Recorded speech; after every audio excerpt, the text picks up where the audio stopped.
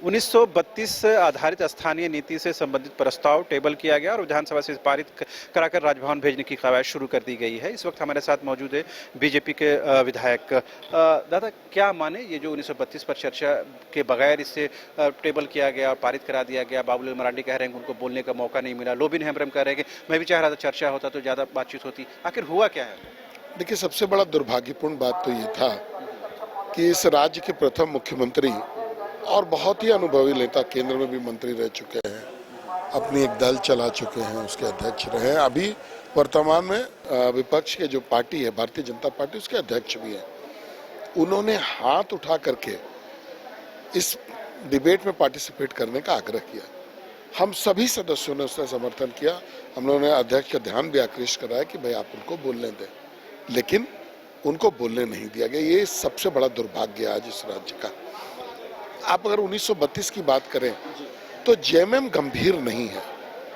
देखिए, 2015 में जब रघुवर दास जी ने स्थानीय नीति को परिभाषित किया था तो एक एग्जीक्यूटिव ऑर्डर, मंत्रिमंडल का बैठक हुआ, एक एग्जीक्यूटिव ऑर्डर निकला कि जो 30 साल है 1985 को हम लोग मानेंगे और आज तक उसी से बहाली हो रहा है। ना तो उसको सदन में लाने की जरूरत पड़ी, ना तो वो उसका अध्यादेश गवर्नर के पास गया, ना तो दिल्ली जाने की जरूरत पड़ी।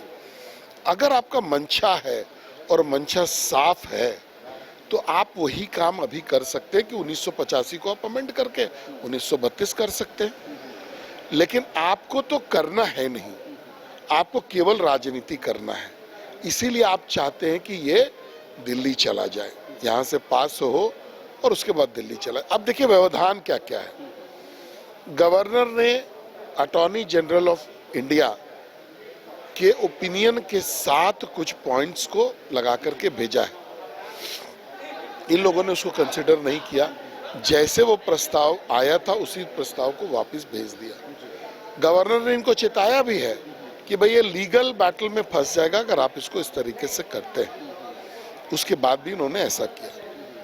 नेता प्रतिपक्ष ने स्पष्ट रूप से कहा कि भाई आप 1932 लागू करना चाहते हैं, भारतीय जनता पार्टी बिल्कुल आपके साथ है, हम लोगों ने आपका समर्थन भी किया है, तो आप अभी एग्जीक्यूटिव ऑर्डर लागू कीजिए और कल से संशोधन कर दीजिए। इसमें तो कहीं विधानसभा, गवर्नर और केंद्र का कोई इसमें रोल है ही नहीं, लेकिन जेएमएम की मंशा केवल राजनीति करना है।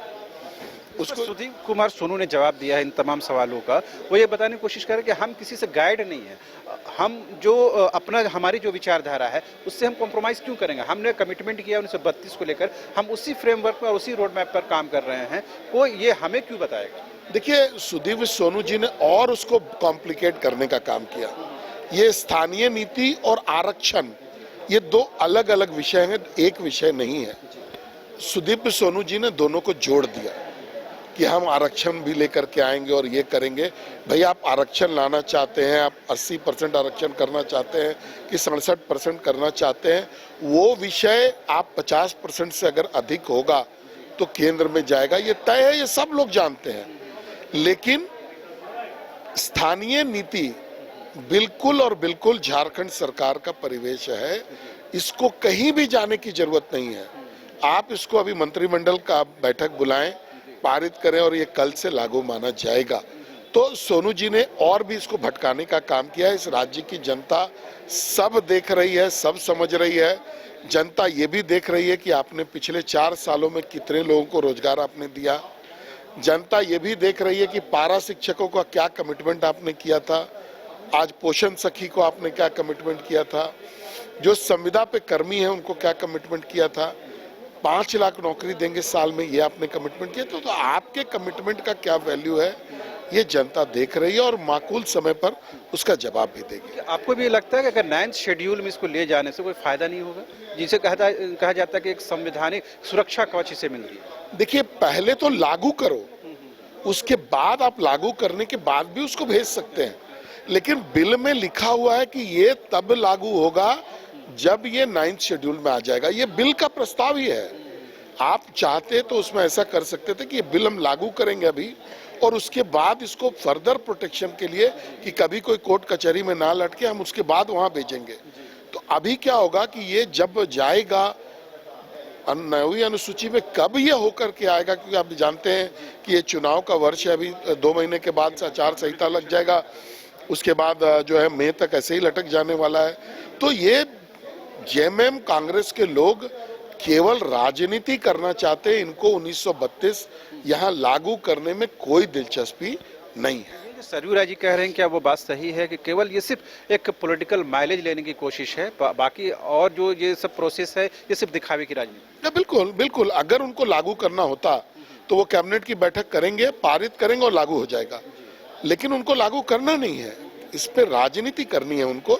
इसीलिए वो चाहते हैं कि ये ड्रामा जो है चलते रहे और वो लोगों को बरगलाते रहें और लोगों के बीच में जो है अपना राजनीतिक रोटी सेकते रहें। आपने सुना किस तरह से बीजेपी के विधायक मनीष जायसवाल जी ने ये बताने की कोशिश की कि जेएमएम जो है इस पर सिर्फ राजनीति कर रही है, उनकी नीयत ठीक नहीं है। अगर वाकई में इसे इम्प्लीमेंट करने की कोशिश होती तो कैबिनेट की बैठक में संबंधित प्रस्ताव लाया जाता और उसे इम्प्लीमेंट किया जाता। इसे 9th शेड्यूल में तब भी डाला जा सकता है, पहले आप इसे इम्प्लीमेंट कर दें, उसके बाद इसे फर्दर प्रोटेक्शन के लिए 9th शेड्यूल में इसे भेज दें, लेकिन सरकार की मंशा ही ठीक नहीं है। कैमरामैन विकास के साथ रांची विधानसभा से शाहनवाज।